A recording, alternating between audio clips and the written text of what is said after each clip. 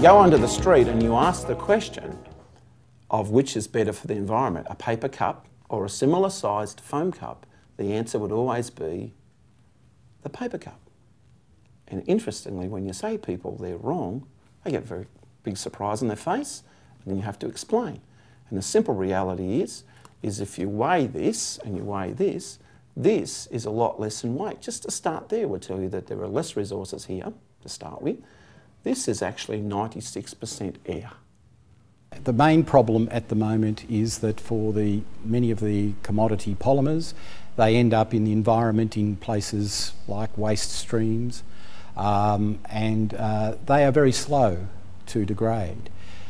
Most of the commodity polymers are in fact designed to degrade very, very slowly.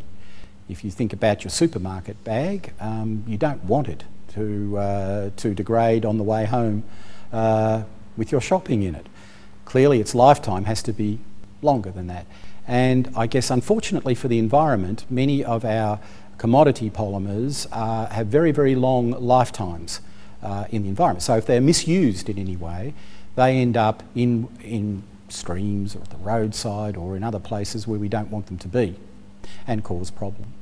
So yes, any product that is able to be engineered where we can control the lifetime of the material, and in fact so that we get to use it and it behaves in the way that we want it to behave. It does all the things that we're used to and we expect of it, and then when we dispose of it, it can degrade fairly quickly and get out of our sight, as it were, and in the process produce something that's useful, and in the process not contribute to greenhouse gas emission.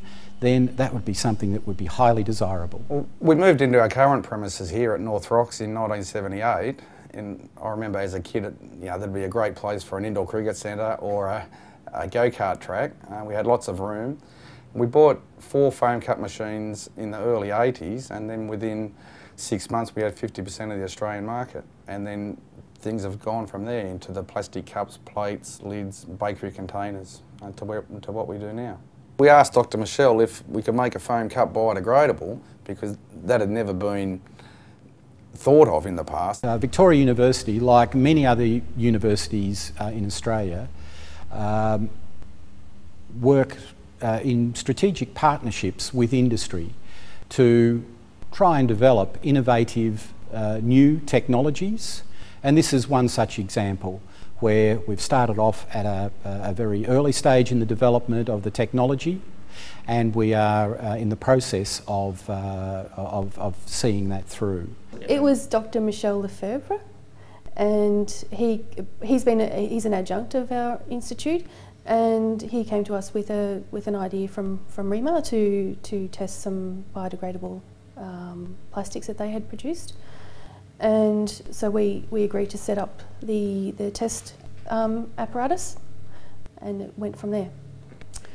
In the test that we initially set up, we had some, I think it was some high impact polystyrene lids, and we were looking at the gases that were being produced from there. Then we moved on to the EPS, which is the expanded polystyrene foam cups, and we tested those, and we also tested some other commercial products, and we found that the REMA product was producing a biogas, and the control product didn't produce any significant quantity of gas. My background is in polymer degradation, and more recently I've become interested in biodegradation.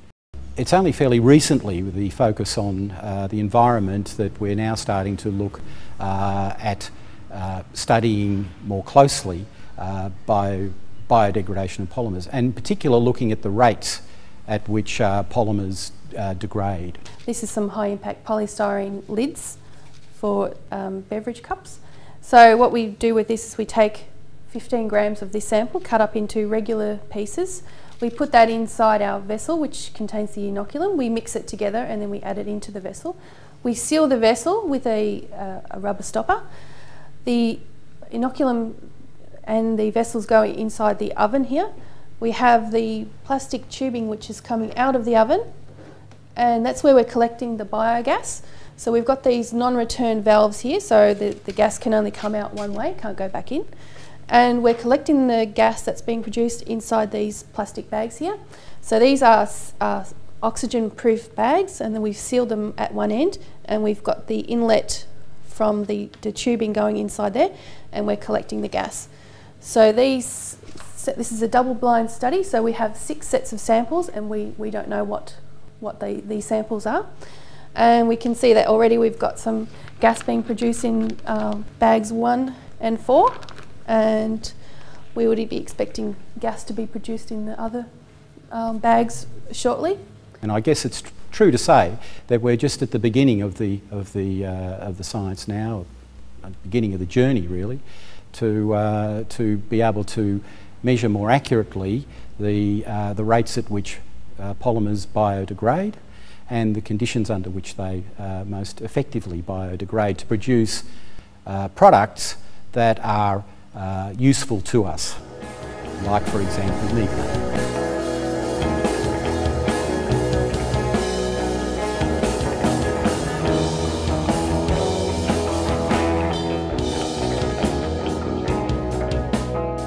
Biorene is a technology, it's also a product range, so that we've developed in REMA over the last 2 or 3 years. And what it is we can take most common plastics, and in fact most people would understand this as a polystyrene cup, and we can add something to it which is an organic compound, and that organic compound allows this product, when it's disposed of in a normal waste stream, and basically over a period of time, and that time is measured in years, not even tens of years, less than tens of years, to break down into components that are quite different to what you're looking at now.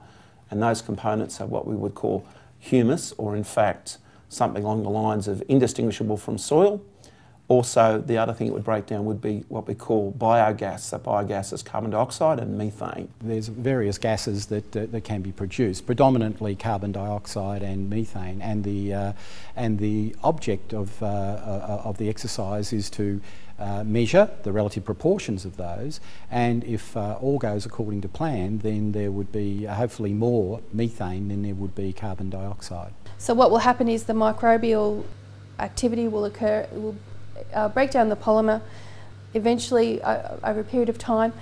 As it's doing that, it's producing methane and carbon dioxide gas. Preferably it's more methane than carbon dioxide, and it will be left with just soil and then the gas that's collected. Well, our competitors say that it can't be done because they haven't got a solution for it. Just a simple additive, which we call dust.